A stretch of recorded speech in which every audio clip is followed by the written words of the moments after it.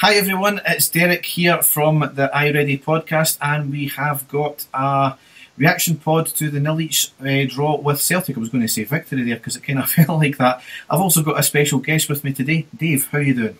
A special guest? I'm your usual guest. You're a special guest because you never normally do these. So that's true, mate. Yep, Derek, I'm going to disagree with you straight away.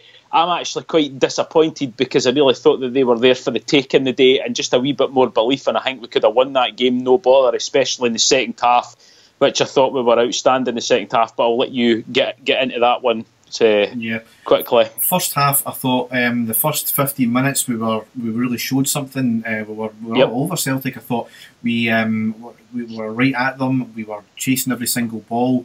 We pressed them very high. It was great to see, and it was the way that Hearts played against them, and it was good to see that we started off that way as well. Yeah, again, just a wee bit more. I think just a wee bit more belief, Derek. A wee bit more. Maybe just calming the play down ever so slightly, especially with the final ball, and we could really have punished them in the early stage. But I felt it was just all a bit frantic.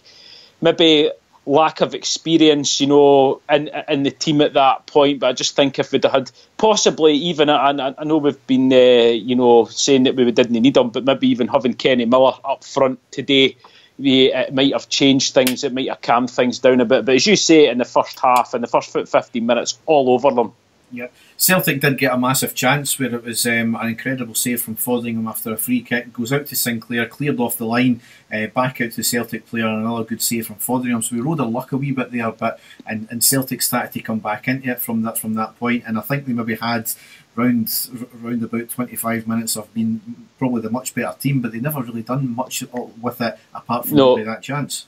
You have to mention straight away, Derek, the notable thing that happened with Bruno Alves going off and young David Bates coming on, who I thought was absolutely fantastic throughout the whole match. Bates, especially coming in at that pressure at that time in the game when Celtic were on top. I thought the young man was absolutely outstanding, and fair play also to Danny Wilson also at the back. I think the two of them played really, really well, held their line, and I just thought Bates got more and more confident as the game went on.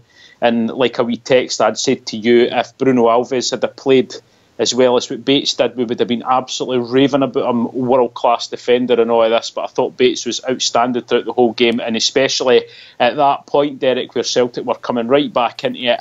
Alves is off injured, Bates comes on. The vast majority of young defenders would crumble in that environment, but he didn't. He was tall, he was strong. I thought he was outstanding. Yep. Second half, we were fantastic the whole second half. We just dominated, never gave Celtic a chance on the ball. I think they maybe had one or two chances. There was a wee one where probably Sinclair should have scored in the second half, reminiscent of Roberts missing it again in the semi-final. It was probably easier to score, but he missed it. But we were fantastic.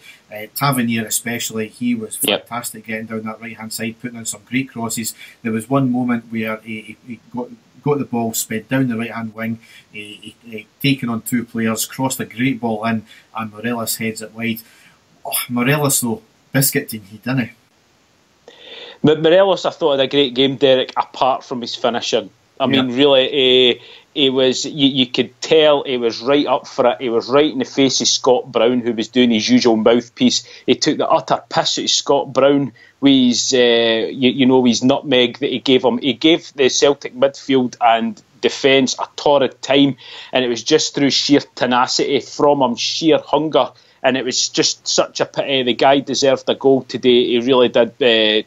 You've got to say he had three great chances to score, Derek, and he had a couple of good chances to set up his fellow teammates, but he went for himself. But like I've said before, I don't mind that. If a striker's on form, he'll score things like that. It didn't happen for him, but he had a great game. Derek, I think you've got to say every single player played well, with the exception of a very quiet Windass, a very quiet Josh Windass, and Nico Kranjčar, who just has shown that is his second game of the season. Derek, I'm surprised that he lasted as long as he did, to be fair. Don't get me wrong, as the game was winding down and the pace was getting a bit slower, he started to come back into the game, but that's not the type of game for Kranjčar. I'm surprised that Graham Murray left him on the field for so long, but it didn't cost us. But maybe somebody with, fresher legs, a bit more pace about them, could have caused Celtic a bit more damage into midfield than McCranchard did. There's no point, we can't go on about it now, it's all done and dusted. But just surprised that it lasted as long. But the whole team I thought were excellent. The right-hand side were brilliant. Candace had a great game. And then on the left, Declan John had a great game. The two guys in defence, I can't say more about them. But as you say, the one player who was head and shoulders, for me, best player in the park was James Tavernier. Yep. Absolutely brilliant. Probably the best we've seen him defend in a long time, maybe ever. And going forward, if anybody, either deserved to score or set one up today, it was definitely Tav. So well done. He's my man of the match without a shadow of a doubt. I think he's most people's man of the match. Just on the Cranchard note there, he was the one disappointing player, and it kind of raised a few eyebrows when he got named in the starting lineup, especially since it was only second start of the season.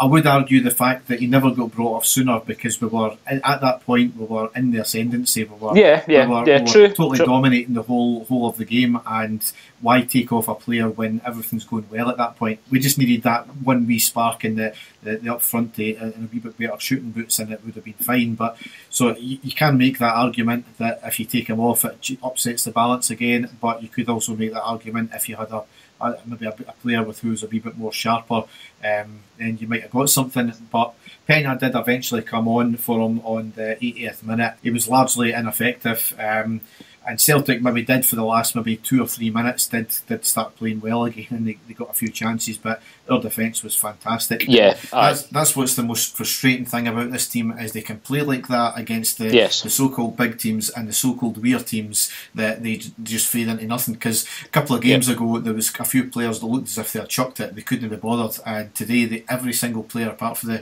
maybe the two, a wee bit harsh on Windass I thought, because he was in amongst it a few times.